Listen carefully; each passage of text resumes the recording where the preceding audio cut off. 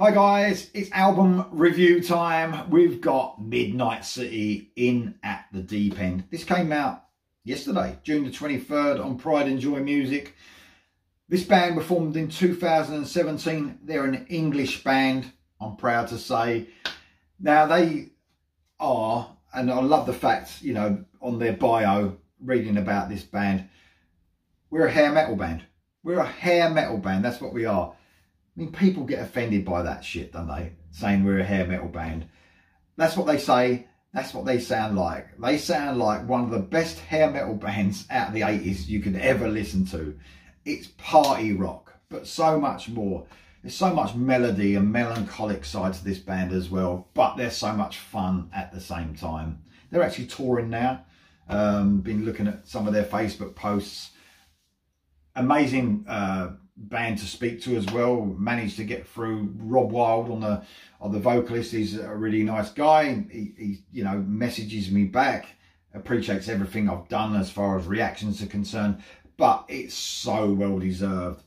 An amazing album this is, guys. So Rob Wild actually said he's 100% happy with this album. In a little interview, I think he said it, and so am I. And I think all the fans of this band who just want what they're giving, you know, what they've given apparently. This is the first time I've heard a Midnite City album, by the way, so I'm not an expert on Midnite City. All I know is this album is fantastic, and what they say they're influenced by, they live up to that, and more, and more. This is produced by Chris Laney, of course, the amazing producer who's produced Europe, Crash Diet, Crazy Licks, and so much more. It sounds brilliant, this album. It sounds brilliant. It's got the nostalgic feel, production-wise, on purpose, but such a good sound as well. Everything, you can hear everything. I think, you know, the most important thing on this is the crunchiness of the guitars, the great synth work that comes through in the mix. It's just a perfect sounding album. How can a production can give you nostalgia as well as the songwriting? This really, they really do it. They really do.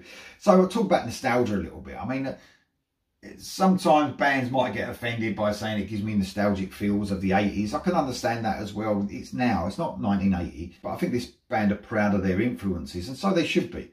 When I talk about nostalgia, I mean, there's a few albums this year that have brought that to me. Wings of Steel being one of them, giving me that early 80s American metal feel.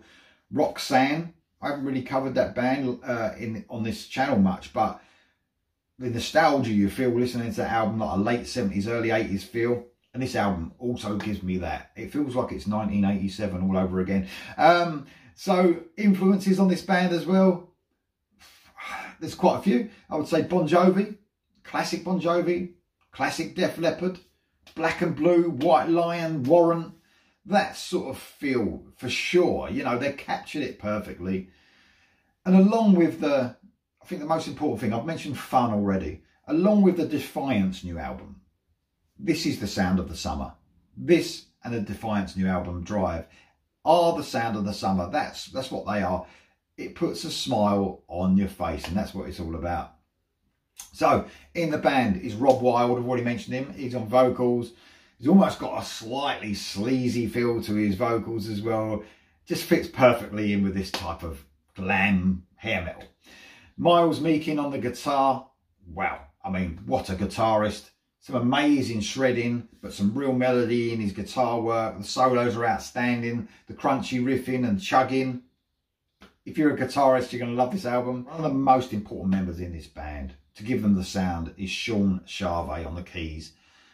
I'm not a massive keyboard fan, as you guys know, but it depends what band it is. So if you get a late 80s influenced band, you're going to want synths, you're going to want keys, you want lush keyboard arrangements. That's what you get. And I'm going to, you know, maybe mention the keys along the song somewhere on this album, but let's just say they are perfectly fitting within this album.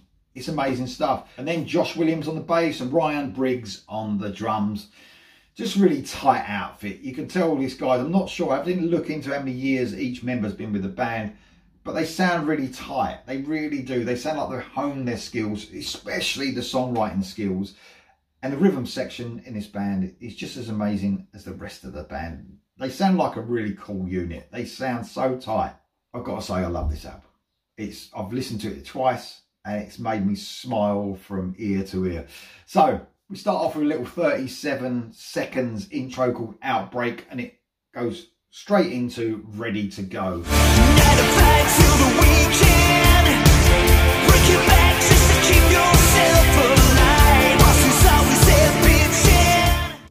The first proper track.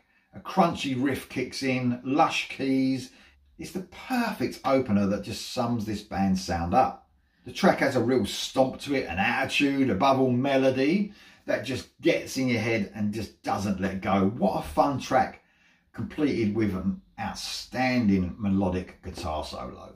Someday is the next song. Someday I'll find a way to get you back in my arms again. So don't say. And this was the first time I heard this band.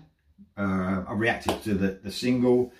Swirling keys and a catchy riff just set you up for a huge song. I love the verses here. The vocal melodies just catching your ear immediately, flowing with that chuggy guitar riff.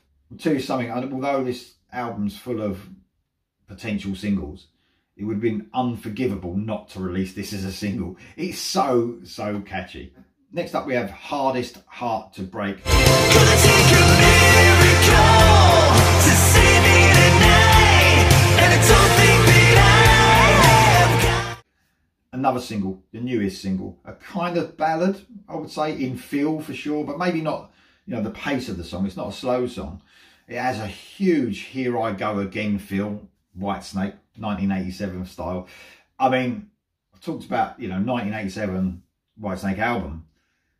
But if this was an actual single released in 1987, it would have just ruled the airwaves and these guys would just be filling stadiums. They have perfected the sound of the 80s melodic rock here. Good Time Music is next. You want summer party music? It's right here. Just as the band know how to hit you with like that melancholy feel, they're just as good at hitting you with fun, upbeat rockers. This song just makes you smile. It really does. Some of the most fun I've ever had listening to a song. This is a band that just want simplicity as well at times, as in not musically but lyrically. They just want to say how they feel, and they want to say how good it feels to listen to the best music. Us guys, us fans of melodic rock music, it's the best, and they just have fun, and that's what they want to say. Amazing track. All Fall Down is next.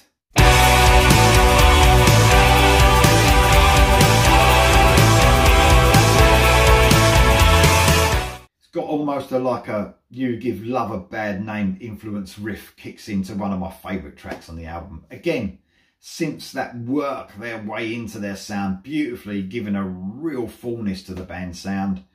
A huge chorus that, I mean, I've mentioned You Give Love a Bad Name, but Bon Jovi now, if they wish they could write this song. If they wrote it now, they would shock the fans because they haven't had that in a while.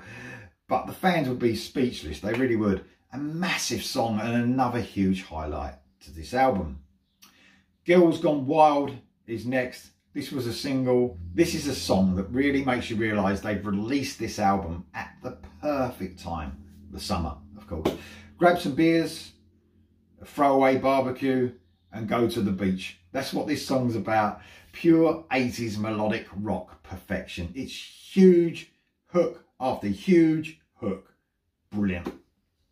Beginning of the End is the next track. Real pop sensibilities run through this excellent song. Again, a sort of ballad, not as in tempo again, but the feel of it that just tugs at the heartstrings. Maybe some Hysteria feels, I would say, Def Leppard feels. Beautifully layered backing vocals are all what this is about.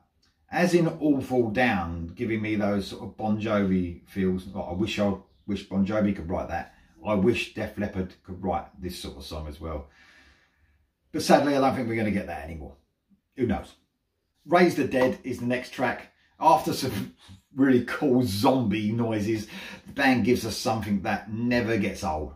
Cowbell. Of course, cowbell. This is a song that would just fit perfectly if it was, the titles were coming up in one of your favourite 80s horror films. Maybe a horror comedy like Fright Night or Creepshow or Critters or something like that. It's just brilliant. Fun, rocking, totally infectious. I love the way the synths are used in this to sort of create that atmospheric horror feel as well. Brilliant. The band just knows how to give you 80s horror nostalgia as well. I mean, they give you 80s nostalgia, but to give you horror 80s nostalgia, what more can you ask for? Next up is It's Not Me, It's You. Quite, when you listen to that, you think it's quite a funny title, do you know what I mean? But it is a ballad. So probably the first true ballad on the album in tempo and content as well. The band pull everything we want from the 80s inspired ballad and just amp it up to 10. Love the guitar tone on this. It's just carrying those verses along with that simple bass line. Synths just pop in and out of the speakers at perfectly timed places. A brilliantly written ballad. Like There's No Tomorrow ends this album. Now you're back on your own. What your desperate heart's been calling to me. And I didn't want it to end, but it does. The band finished with The Sound of the Summer again. Upbeat, fun, totally nostalgic. That attitude from Rob Wild just is everything all over this track. This album is hit after hit after hit from track 1 through to track 10. It's got more hooks than all the Hellraiser movies put together. It really has. If you're a fan of Hellraiser, you understand that. It's an amazing album to fulfill those melodic rock feels that we all want, that we all miss. Amazing stuff. This British band, Midnite City, have produced one of the best albums this year, without a doubt. I love this album from beginning to end. It just makes me want to put the album back to track 1 and listen to it again and then again and then again. If only I had that time. If only I had that time. There ain't so much music about. But guys, this is really worth purchasing. Midnite City, and they're British and they're amazing. Get this album now. I'll see you soon.